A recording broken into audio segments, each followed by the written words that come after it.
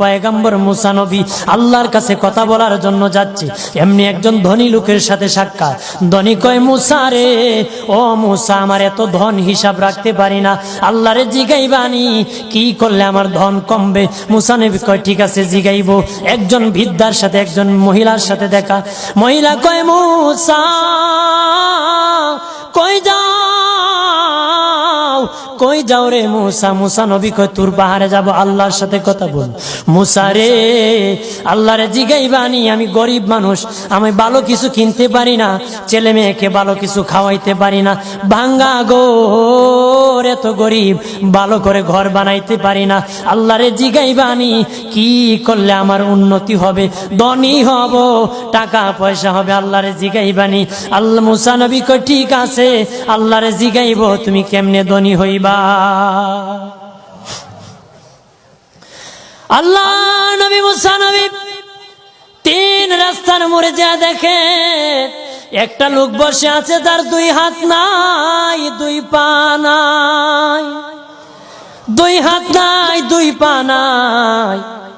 ওই লোক ডাক দিয়া কয়, মুসা রে, জীবনে কোনোদিন নিজে হাঁটতে পারি নাই, নিজ হাতে খেতে পারি নাই, কেউ খাওয়াইলে খাই, নতুবা উপবাস থাকি, বৃষ্টি আসলে ভিজি, সেখানে আমি আবার শুকাই।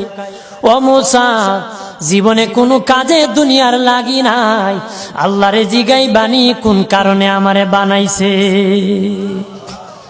আল্লাহ কয়, জিগাই মনে। মুসা নবী কয়, আল্লাহরে তোর পাহাড়ে মুসা নবী, মুসা ছিল কালিমুল্লাহ, কথা বলার প্রেম ছিল, কথা বলতো, কথা বলার প্রেম ছিল। কথা বলতে বলতে শেষ দিকে আল্লাহ গো, আসার সময় তিনটা লোক আমার কাছে প্রশ্ন করেছে। একজন লোক হলো ধনী, কিভাবে তার ধন কমবে গো?